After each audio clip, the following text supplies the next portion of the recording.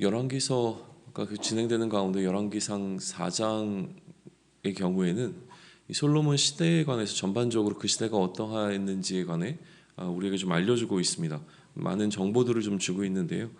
기본적으로 이제 솔로몬 시대를 이야기하면서 시작하는 내용은 솔로몬 시대의 행정에 관한 부분입니다. 솔로몬 시대의 중앙 조직이 어떻게 편성되어 있었는가라고 하는 것부터 시작이 되어지죠. 솔로몬이 이제 온 이스라엘 왕이 되었을 때에 그 중앙 핵심 조직을 이루고 있었던 소위 얘기하면 뭐랄까요? 그 장관들에 관한 이야기가 이렇게 기록이 되면서 시작이 되고요. 아울러 7절로 가게 되면 솔로몬 시대의 조세 제도가 어떻게 되었는가에 관한 기본적인 정보를 주고 있습니다. 12지방의 관장을 두고 왕과 왕실을 위하여 양식을 공급하는데 1년에 한 달씩 양식을 공급하는 방식으로 이 12지방에서 올라오는 이 물품이 한 달 왕실을 운영하고 경영할 수 있는 어떤 그 양이 이제 되었다라고 하는 사실을 알려주죠. 그리고 난 다음에 이제 솔로몬 시대의 지방 관직들이 어떻게 되었는가, 지방이 어떻게 편성이 되어 있었고 그것에 누가 다스리고 있었는가라고 하는 것에 관한 부분을 8절로부터 19절에서 좀 기록을 해주고 있습니다. 그리고 솔로몬 시대에 이러한 어떤 행정 조직과 통치를 통하여서 그들의 그 나라의 인구와 또 생활 수준은 어땠는가라고 하는 것을 20절은 기록해 주는데 유다와 이스라엘의 인구가 바닷가의 모래와 같이 많게 되었다. 정확한 인구수를 기록하고 있는 건 아니지만 상당히 그러니까 인구적으로 그러니까 늘어나고 있는 상황이었다는 것이죠. 그러니까 인구 밀도가 높아지고 있었고 또 먹고 마시며 즐거워하였다라고 하는 이야기를 통해서 굉장히 풍족한 시대를 살아가고 있었다라고 하는 그 시대의 인구와 생활 수준에 관한 이야기를 해주고 있습니다. 아울러서 기록하고 있는 것은 솔로몬 시대의 국제 정세입니다. 그래서 21절로부터 25절까지는 그런 어떤 국제 정세에 관해서 어떻게 지금 이웃 나라들과의 관계를 하고 있었는가에 관한 부분이 기록이 되어져 있고요. 그리고 26절로부터 28절은 솔로몬 시대의 국방에 관한 이야기를 좀 하고 있습니다. 기본적으로 솔로몬의 병거의 말 외양간이 4만이고 마병이 12,000명이라고 하는 이 기록을 통하여서 당시의 국방력, 다시금 군사력이 굉장히 강했다라고 하는 사실을 알려주고 있고 이것을 위해서 이제 올라오게 되어지는 그 소위 얘기하면 이제 뭐라 그러죠? 그 국방 세라고 하는 어떤 이런 부분들에 관한 것도 이야기가 더해지고 있습니다. 마지막으로 솔로몬 시대에 관해서 지금 제시되어지고 있는 소개는 무엇이냐면 그 시대의 이제 교육입니다. 기본적으로 솔로몬이 갖고 있었던 그 지혜에 관한 부분을 강조하고 있는데 아울러서 이것들을 통하여 소위 이제 우리가 잘 익숙한 이 세종대왕과 좀 비교가 되어지는데 이 세종대왕 시대의 집현전을 통하여서 뭔가 학문이 발전했던 것과 마찬가지로 이 시기에도 학문이 굉장히 발전하고 있어서 예를 들면 식물 도감이라든가 아니면 동물 도감과 같은 이런 것들이 굉장히 발달이 되었었고 그것을 배우기 위하여서 이제 외국에서도 와서 배울 정도였다면 이런 어떤 기록을 지금 남겨두고 있는 것으로 열왕기상 4장 전체의 내용을 좀 살펴볼 수 있습니다. 자세한 내용은 이제 묵상하시면서 쭉 살펴보시면 좋을 것 같고요. 기본적으로 4장이 주는 어떤 이러한 메시지는 솔로몬 시대의 행정이나 정치나 경제나 외교나 국방이나 교육이 어땠는가라고 하는 것을 이 한 장에다 담아내고 있는 것이죠. 뉘앙스 자체는 굉장히 긍정적입니다. 좋게 다 평가가 좀 되고 있어요. 그런데 이 4장을 해석하는 해석자들의 입장은 좀 다릅니다. 이런 솔로몬이 기본적으로 솔로몬 시대가 굉장히 긍정적 뉘앙스로 기록되어지고 있는 열왕기서의 기자의 어떤 이야기에 좀 부정적인 시선으로 바라보고자 하는 해석자들이 좀 존재하는데 왜냐하면 너무 이 열왕기서 기자가 솔로몬 시대에 대해서 지나치게 긍정적으로 기록하고 있는 것이 아니냐. 그래서 후대에 이런 어떤 처음에 쓰여졌을 때는 굉장히 담백하게 팩트 중심으로 쓰여졌는데 나중에 이게 지나치게 좀 미화되면서 좀 과해진 것이 아니냐라는 어떤 시선을 좀 보이는 경우들이 있습니다. 그러나 이제 우리가 묵상해 나갈 때 이것이 실제로 솔로몬 시대를 명확하게 드러내고 있느냐 아니냐라고 하는 사실 여부를 떠나서 지금 기본적으로 열왕기서는 우리에게 솔로몬 시대가 이런 시대라고 하는 것을 알려주고 있다라고 하는 것에서 그냥 묵상을 출발하시면 좋을 것 같습니다. 그렇다면 이러한 솔로몬 시대의 정치, 경제, 외교, 문화 뭐 이런 부분들에서 보여지고 있는 이러한 이 소위 얘기하면 긍정적 이미지가 도대체 이 무슨 의미를 담아내고 있으며 또 열왕기 전체가 가지고 있는 메시지 속에서 이것은 어떤 어떤 역할을 감당하고 있는가라고 하는 것은 아마 우리가 조금 더 살펴봐야지만 명확하게 드러날 겁니다. 최소한 이 솔로몬 파트를 담아내고 있는 1장부터 11장까지의 이 내용이 마무리가 될 때쯤 열왕기서 기자가 이처럼 솔로몬 시대를 굉장히 긍정적으로 평가하고 있는 이유에 대한 우리는 좀 답을 찾을 수 있을 것 같기 때문에 오늘은 일단은 열왕기 기자가 이 솔로몬의 이 시대를 긍정적으로 이야기하고 있다라고 하는 것에서 좀 우리의 묵상을 우선은 이제 풀어가면 좋겠는데요. 그러나 이제 놓치지 말아야 할 것이 무엇이냐면 지금까지 이제 열왕기서를 4장까지 오는 가운데 계속 우리가 좀 포커스를 맞춰보고 있는 부분은 뭐였냐면 열왕기서 기자가 이제 솔로몬의 스토리를 우리에게 소개하면서 긍정적으로 소개하는 것 같지만 계속 무언가 불안한 느낌 가운데 솔로몬의 이야기를 읽어나가도록 하고 있다라고 하는 그 느낌을 저버릴 수 없다는 거예요.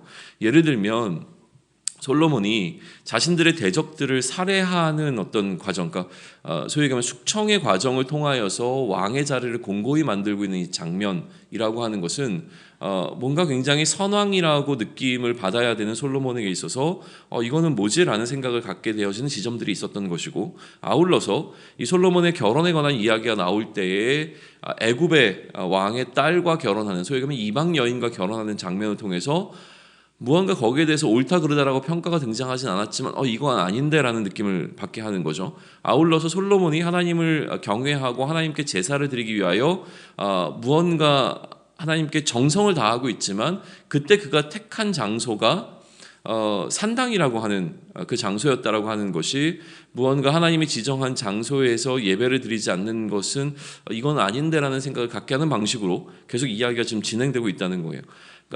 그러니까 맞는 방식으로 진행이 되는 것 같으면서도 그 이면에는 하나님의 법에 무언가 금이 가고 있고 균열이 만들어지고 있다는 느낌을 계속 갖게 하는 것이죠. 이해할 수 없는 것은 무엇이냐면 이처럼 솔로몬이 무언가 조금 잘못하고 있을 때 혹은 많이 잘못하고 있을 때 그럼에도 불구하고 하나님께서는 솔로몬을 향하여 무언가 말씀을 하시지 않고 솔로몬을 오히려 인정해주고 있는 것처럼 느껴지게 해주시고 있다라고 하는 거예요. 그런 의미에서 오늘 본문도 솔로몬이 지나치게 하나님께 사랑을 받고 있는 것이 아닌가라고 하는 질문을 던지게 되는 것이죠. 하나님이 특별히 솔로몬에게만 좀 관대하다는 생각을 갖게 합니다. 누구와 비교해서냐면 앞서 등장했던 두 왕과 비교해서 솔로몬은 조금 더 하나님 앞에 관대한 왕으로 서 있는 느낌을 지울 수가 없다는 거예요. 사울에게 대하셨던 태도와 또 다윗에게 대하셨던 태도와는 달리 솔로몬은 조금 더 하나님께서 좀 용납해 주시고 좀 관대하게 대해주신다는 느낌을 계속 받게 되는 겁니다. 열왕기서 기자가 지금 우리로 이 느낌을 느끼도록 하는 이유가 분명히 있을 것이라고 하는 것을 우리가 좀 계속 품으면서 묵상을 좀 이어갑니다. 한 가지 질문을 좀 던져 보시죠. 솔로몬의 지혜라고 하는 것은 굉장히 긍정적 뉘앙스로 지금 솔로몬의 스토리 가운데 등장하고 있죠. 그렇기 때문에 지혜로운 왕 솔로몬이고, 이 솔로몬의 지혜라고 하는 것은 하나님으로부터 온 것이 너무나 분명하게 지금 선언되어져 있습니다. 그런데 생각해 보면은요, 솔로몬은 그 등장할 때부터 이미 지혜로운 자였습니다. 그가 왕위를 물려받고 난 이후부터 굉장히 지혜로운 자로 등장하고 있는 것이죠. 왕위를 물려받은 솔로몬은 소위 얘기하면 세상적으로 굉장히 지혜로운 방식으로 자신의 왕자를 지켜나가기 시작합니다. 자신의 대적들을 처리하는 것을 가장 우선순위에 놓았고, 그러한 방식을 통하여서 하나님을 의지하였다기보다는 오히려 자신의 왕좌를 권고히 하는 방식을 통하여서 이 안정을 취하려고 하는 것을 이제 보이게 되어지는데, 그 이후에 이 솔로몬이 갖고 있었던 지혜에 하나님의 지혜가 더해지는 방식으로 이야기가 흘러가고 있었다는 것이죠. 하나님께서 솔로몬에게 지혜를 더하신 이유는 뭐였죠? 백성들의 송사를 잘하기를 원한다는 솔로몬의 요구가 있었고, 그 요구를 기뻐하셨기 때문에 하나님께서는 그러면 백성들을 좀 지혜롭게 판결하는 의도에서 솔로몬에게 이 지혜를 허락하셨을 것이 너무나 명백하다라고 하는 사실이에요. 그리고 난 다음에 솔로몬이 백성 가운데서 굉장히 소외될 수밖에 없는 계층의 사람들의 문제를 어떻게 지혜롭게 다루고 있는지를 기록하면서 우리로 나름대로 이것이 솔로몬이 갖고 있는 지혜였구나, 하나님께서 솔로몬에게 주셨던 지혜였구나라고 하는 것을 깨닫게 하는 방식으로 이야기는 흘러갔습니다. 그런데 4장에서도 이 솔로몬의 지혜가 강조가 되는데요. 그런데 이 솔로몬의 지혜는 그처럼 백성들의 문제를 다루는 것에 사용되는 것이 아니라 오히려 솔로몬 시대의 학문을 발전하는 데 기여한 것으로 기록이 되고 있다는 거예요.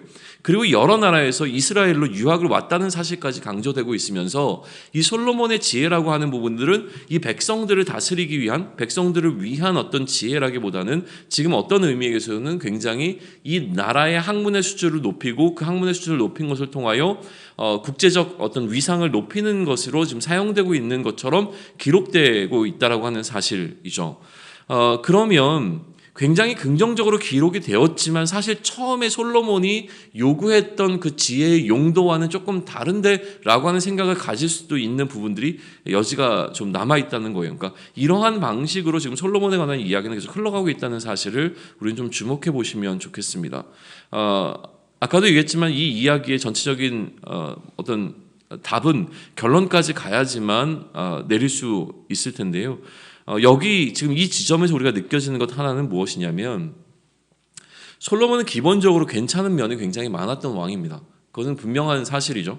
그런데 여전히 이 솔로몬에게도 문제를 제기하려고 한다면 부족함이 굉장히 많았고 약점들이 있었던 왕이라고 하는 사실을 우리는 조금 주목해 볼 수 있을 것 같습니다. 우리의 관점으로 본다면 솔로몬은 그리스도의 질서대로 이 나라를 다스리는 왕이었던 것도 분명하지만 한편으로는 세상의 질서를 따르고 있는 그의 욕망을 감추지 못하고 있는 부분도 여전히 소유하고 있는 자라고 하는 사실을 보게 된다라고 하는 것이죠. 사실 이처럼 그리스도의 질서와 세상의 질서로 양쪽으로 나뉘어진 이 가운데 이 경계선을 타고 있는, 그러니까 양다리를 걸치고 있는 이런 모호함에 대해서 성경은 분명하게 아니라고 이야기를 합니다. 그런데 지금 하나님은 솔로몬에게 굉장히 관대하시며 솔로몬이 이러한 뭐라 그럴까요? 이 경계선을 타고 있음에도 불구하고 무언가 말씀하시지 않고 있고 오히려 솔로몬을 칭찬하고 계시는 느낌을 계속 주고 있다는 사실인 거예요. 두 가지를 일단 제시해주고 있는데요. 첫 번째는 솔로몬은 지혜로운 자였다는 사실이고, 두 번째는 솔로몬에게 결점이 있는데도 불구하고 하나님은 이러한 결점에 대해서 관대하시다라고 하는 것을 지금 열왕기서 4장까지의 내용을 통해서 우리가 얻을 수 있습니다. 첫 번째에 대해서 솔로몬이 지혜로운 자라고 하는 사실에 대해서는 하나님께서 그 솔로몬에게 지혜를 주셨기 때문이라고 하는 어떤 설명이 추가되어져 있습니다. 그런데 솔로몬에게 결점이 있는데도 불구하고 하나님께서 이러한 결점에 왜 관대하신지에 대해서는 아직 열왕기서 기자는 우리에게 답을 주고 있지 않습니다.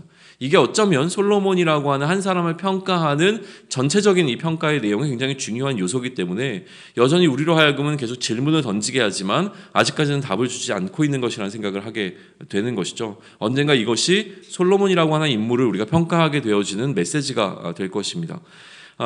그러나 지금 여기 오늘까지 우리가 와 있는 이 지점에서 우리가 느끼고 있는 느낌 그대로 삶에 찾아오는 평안이라고 하는 주제에 관해서 묵상하시면 좋겠다는 생각이 좀 듭니다.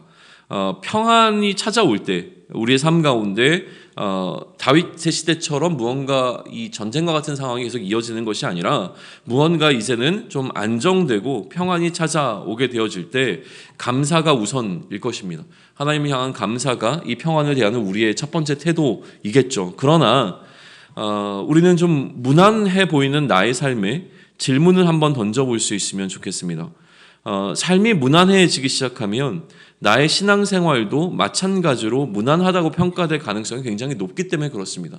삶에 어려움이 찾아오게 되어지면 나의 신앙생활에 무언가 문제가 있는 것이 아닌가라고 하며 나의 신앙을 되돌아볼 수 있는 여지들이 굉장히 많이 열리지만 나의 삶에 평안이 찾아오고 나의 삶에 아무 문제가 없이 오늘도 어제와 같은 삶을 그대로 살아나가며 그냥 평범한 하루를 보내게 될 때에 우리는 나의 신앙도 하나님 앞에서 굉장히 평범할 것이라고 하는 착각 가운데 빠질 수 있을 가능성이 굉장히 높다라고 하는 것이죠. 세상적인 기준에서 일이 잘 풀릴 때 우리는 신앙적으로 더 긴장할 수 있기를 원합니다. 왜냐하면 우리는 우리의 자신이 이러한 안녕과 부귀와 명예를 누리기에 합당하다고 여기는 한편, 그래서 만약에 우리가 이러한 것을 누리지 못하면 하나님을 향하여 하나님 왜 나의 삶 가운데 이러한 어려움이 찾아옵니까? 라고 하나님을 향하여 부르짖는 그 근본적인 이유는 내가 이 고난이 가득한 상황을 맞기에는 이거보다는 잘 살았다라고 하는 나 스스로에 대한 평가가 있기에 하나님 나의 삶의 문제를 해결해 주실 것을 우리 요구하게 되어지죠. 그러나 다른 한편으로 우리의 삶이 굉장히 무난하게 지나갈 때 그럼에도 불구하고 우리는 이러한 삶을 우리가 누릴 수 없는 합당치 않은 자라고 하는 것을 세상의 사람들에게는 감출 수 있지만 결국 나 스스로는 내가 알고 있기 때문에 그렇죠. 내가 하나님 앞에 얼마나 불의한 자라고 하는 사실은 아무리 감추려고 해도 나 스스로는 알고 있는 사실이기에 우리가 누리고 있는 이러한 샬롬을 우리가 누릴 자격이 없다라고 하는 것을 고백하는 것에서부터 우리는 또 우리의 삶을 바라볼 수 있어야 할 것입니다. 솔로몬 시대의 모든 것은 참 잘 되고 있었습니다. 그러나 모든 것이 그렇기에 솔로몬이 행하는 것이 모든 것이 옳았다고 말할 수 없는 긴장이 남아 있습니다. 이 텐션이 우리의 삶 가운데서 여전히 존재했으면 좋겠습니다. 이 긴장감을 가지고 오늘 나의 삶을 점검하며 하루를 보낼 수 있기를 소망합니다. 이 텐션이 어쩌면 우리를 그리스도 안에 머무르게 하는 울타리가 되어줘서 우리를 보호하고 우리를 여전히 그리스도의 질서 안에 계속 머무르며 그리스도의 질서대로 행할 수 있도록 이끌어주는 굉장히 좋은 조력자가 될 것이라고 하는 생각 가운데 다시 한번 나의 삶의 무난함 속에서 나의 신앙이 무너지는 것이 아니라 오히려 이 가운데서 나의 신앙을 더욱더 긴장시키고 하나님 앞에서 나의 그릇된 모습들을 다시 한번 세워나갈 수 있는 그런 오늘을 보내기를 축원합니다.